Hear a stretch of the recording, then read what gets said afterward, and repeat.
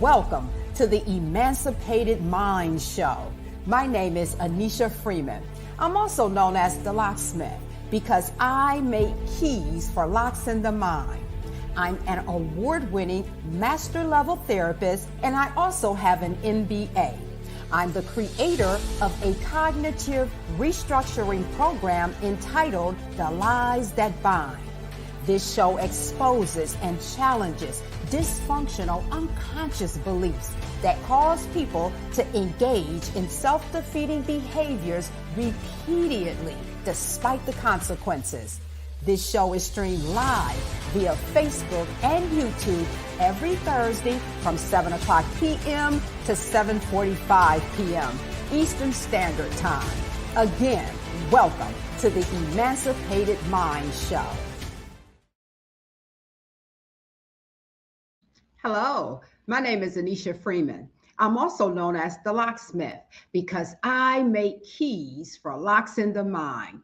Welcome to episode 28 of the Emancipated Mind Show.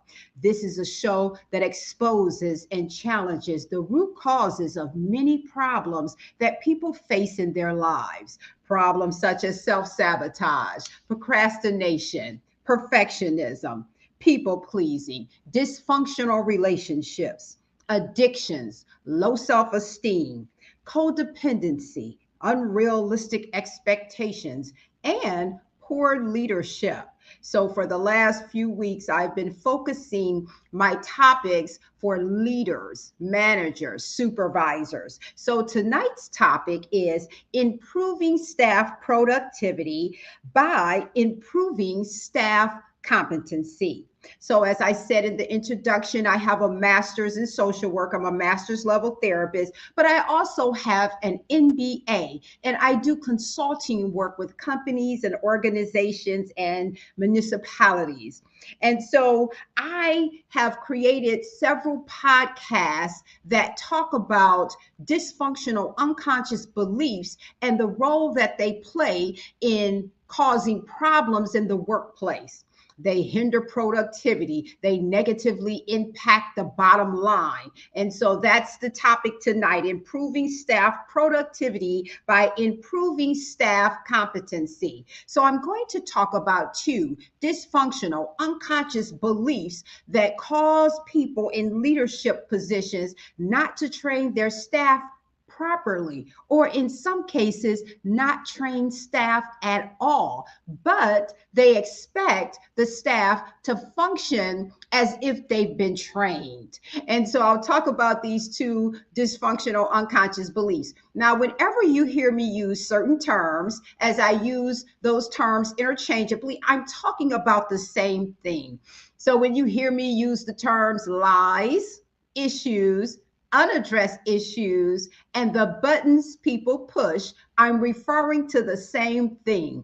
Dysfunctional, unconscious beliefs that cause people to engage in self-defeating behaviors repeatedly, despite the consequences. So the two beliefs that I'm going to deconstruct today are: people have to figure everything out by themselves, and the belief other people should automatically possess certain information because you do. And if they don't, then that means they're stupid or incompetent. Remember, these beliefs are unconscious. A person in a leadership position would not walk into a staff meeting and say, "Hello, I believe that you all have to figure everything out by yourselves, so I'm not going to train you."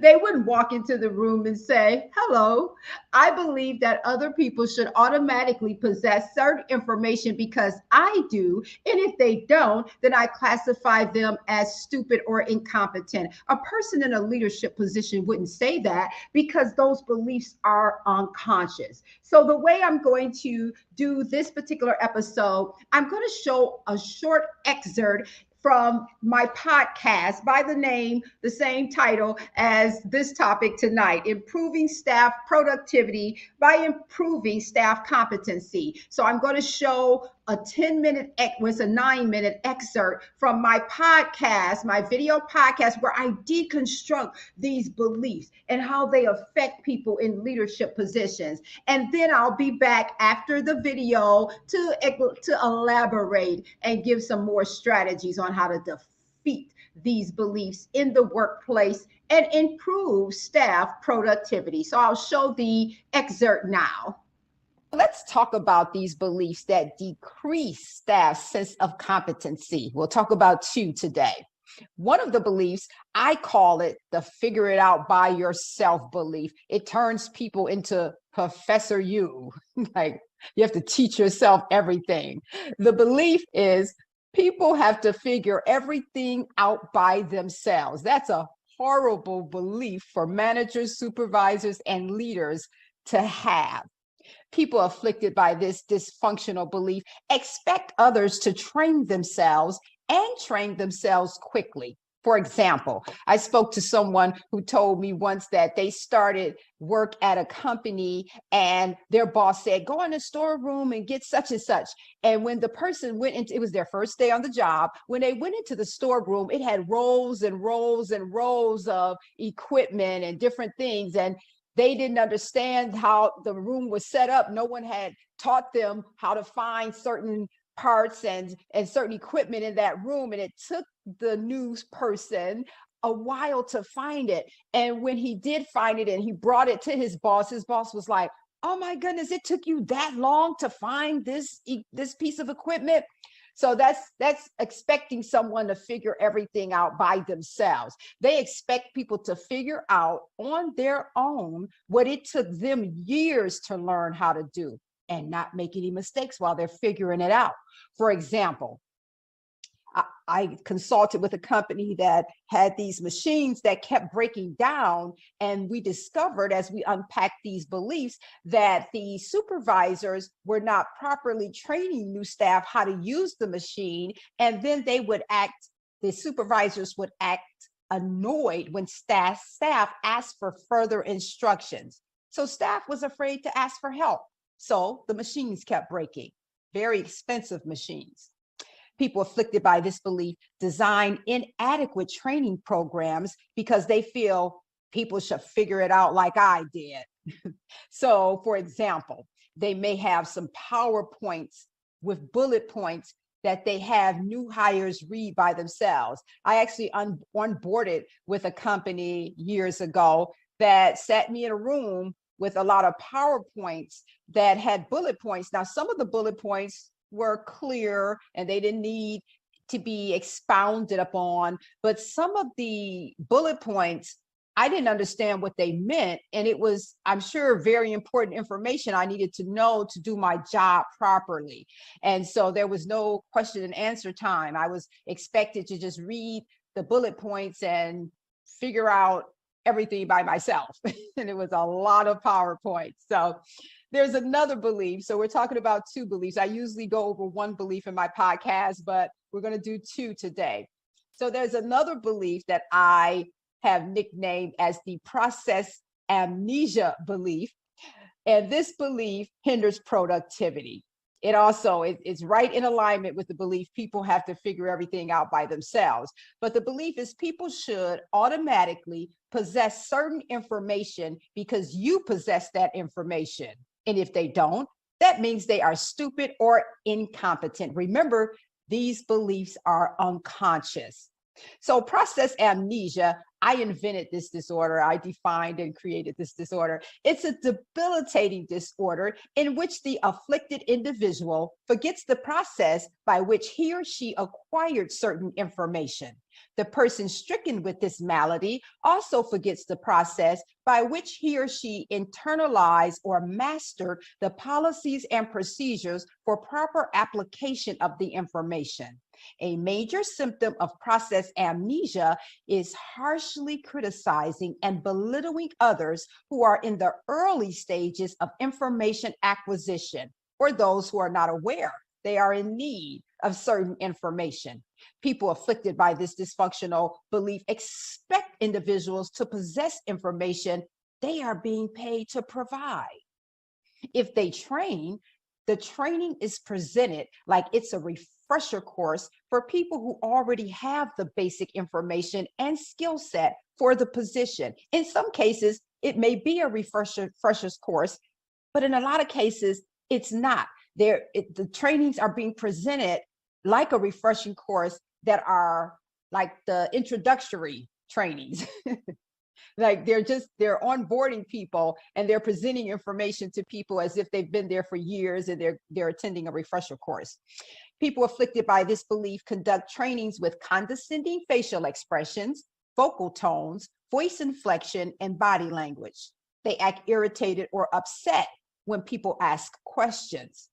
They have an unapproachable disposition, so staff try to figure things out by themselves.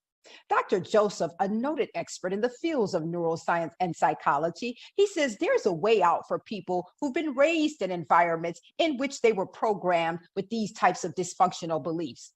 He says they have to be able to recognize, they have to be able to scrutinize and recognize the maladaptive, self-destructive patterns they've been engaging in. It would be very difficult for people to change the behavior if they can't recognize it. So if people are expecting people to figure everything out by themselves, if leaders are expecting their staff to possess the same information they possess without any knowledge of whether or not those people were taught what they know, they can't stop it if they don't realize that's what they're doing. Dr. Joseph says they also have to become educated about the alternatives. So we're talking about alternatives, we're talking about alternative beliefs and behaviors. So here's a functional belief that challenges the dysfunctional belief, figure everything out. You have people have to figure everything out by themselves. People don't have to figure everything out by themselves. You didn't figure everything out by yourself. Someone taught you how to put on your clothes. Someone taught you how to brush your teeth. In every profession, people must be provided information, taught how to operationalize the information, and provided with opportunities to practice. It's an unrealistic expectation to think a person can hit the ground running with zero instruction, unless you hire a person with decades of experience. Even people with experience have to learn the policies and procedures of a new environment. If you had poor or incompetent teachers and trainers, you don't have to carry on the dysfunctional tradition. Design competency-based trainings. If needed, automate the trainings and have hands-on learning opportunities. Do refresher trainings. In the long run, you will retain staff, reduce errors, and reduce your damage control expenses. So here are some strategies for addressing the dysfunctional behaviors that are associated with the dysfunctional belief. People have to figure everything out by themselves. So for the behavior of expecting people to train themselves and train themselves quickly, design training programs that adequately prepare people to do their jobs. Designate mentors to mentor new people. Provide incentives for the mentors. Don't expect people to keep doing their job, mentor other people without some type of added incentive. For the behavior of expecting people to figure out on their own what it took you years to learn and not make any mistakes. If you hire people without experience, realize you are hiring novices who will need to develop their skill set over time. Use some of the money you save by not hiring people with experience to train the beginners. For the dysfunctional behavior of designing inadequate training programs, if possible, automate some of your trainings. Record webinars. So if you're going to give people PowerPoints, have someone record the bullet points and add additional information. Provide hands-on training opportunities. Have new people shadow people with experience. Okay, so that was a quick excerpt from my podcast, Improving Staff Productivity by Improving Staff Competency. If you would like to watch the full podcast, you can go to my YouTube channel. It's just my name, Anneshia Freeman. I have lots of videos and podcasts. And so if you're just joining me, I'm deconstructing two dysfunctional, unconscious beliefs that cause leaders, managers, and supervisors not to train their staff properly. So you have a lot of staff who are not competent in their jobs because they've had poor training or no training. So the video, I can only show a short video on this particular live streaming platform. So I'm going to finish addressing the second belief. So I deconstructed and challenged the belief and the behaviors associated with this lie. People have to figure everything out by themselves. And so I did in the video talk about this belief: other people should automatically possess certain information because you have that information. And if they don't, that means they're stupid or incompetent. And so now I'm going to read the functional belief that challenges this lie. This is a lie, a dysfunctional unconscious belief. So the functional belief says, this dysfunctional belief is costing companies and organizations money. Talented, gifted people will leave if they are not properly trained and or if they have unrealistic expectations placed on them to possess information that has not been properly communicated. This issue has been known to afflict trainers and professors. Students have expressed that they don't feel comfortable asking questions in certain professors' classes because they receive snide remarks, looks of exasperation, or looks of disdain. This lie is the foundation for a disorder known as process amnesia. And I defined that earlier in the video, so you can scroll back and watch it later. Any information that an individual possesses, he or she acquired that information at some point in time. Not only did that person acquire the information, he or she had to internalize over time the policies and procedures for operationalizing that information. This issue can be conquered after its existence is acknowledged. It's hard to fight an invisible enemy. And these dysfunctional beliefs that I talk about in all of my live series, my videos, my podcasts, these are dysfunctional, unconscious beliefs. So now I'm going to talk about how to challenge the behaviors associated with this dysfunctional belief. So for the behavior of expecting people to possess information that you are being trained to provide, that you are being paid to provide, earn your money as a manager, a supervisor, a leader, a trainer, a professor.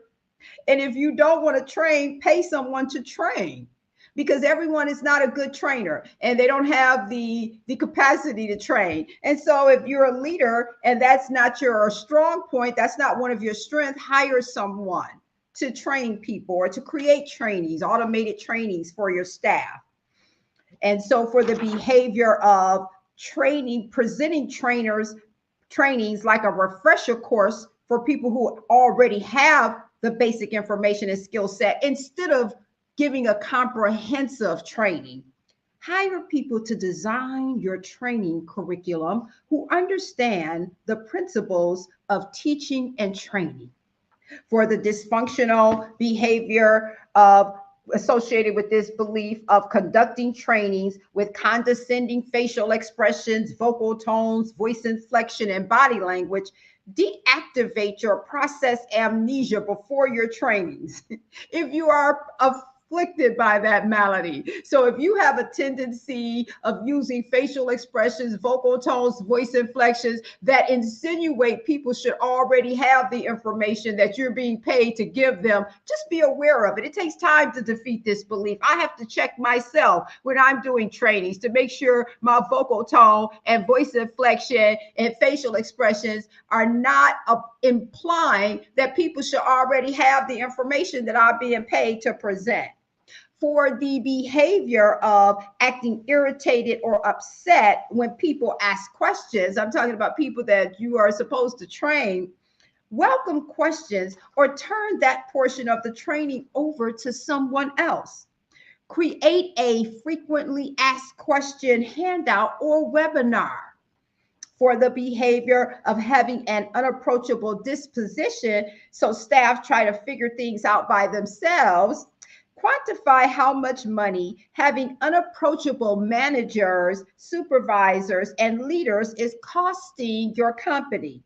Do trainings on effective communication. Include role-playing exercises. And so it's very important that people are aware of these types of unconscious beliefs. I mentioned in the video excerpt about the company that I consulted with and did a training for their managers and supervisors. And we discovered how these two beliefs and some other ones were playing a role in that company losing a lot of money because very expensive equipment, machines were breaking down and having to be repaired, and in some cases having to be replaced because the staff was not being trained properly how to operate those machines. And when the staff would approach the supervisors would act irritated or annoyed or, but what do you want? So the staff was like, that's okay, I don't want anything. And they would go back to the machines and continue trying to figure out how to use it. And they were breaking the machines and costing the company a lot of money. So these are some very expensive dysfunctional beliefs right here. And so if you're just joining me, I'm discussing the topic today is improving staff productivity by improving staff competency. And how do we do that? By addressing dysfunctional unconscious beliefs that cause people in leadership position to have poorly designed trainings or not to train their staff at all. As a master's level therapist who also has an MBA, so I work with a lot of professionals, I hear horror stories over and over and over again about organizations, companies, municipalities that have staff that are expected to hit the ground running without proper orientation and training. And so in some cases, people may come to the table with a lot of alphabets behind their name, but that doesn't mean they don't need to be onboarded properly and trained, because every organization and company is different.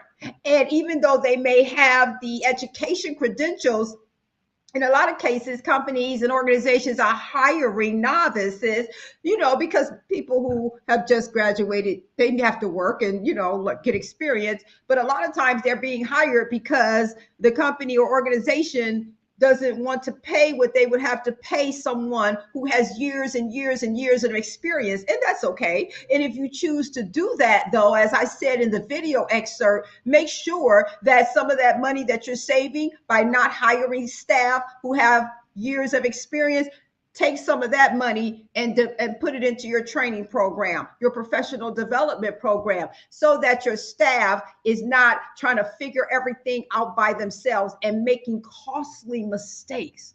Some staff members will leave a company or organization if they're not being properly trained or they're not being mentored, because that's a very important part of their professional development is training and mentorship. So they will leave and go to another company or organization where that has good training programs and where they can be mentored, and so that they can grow in the profession.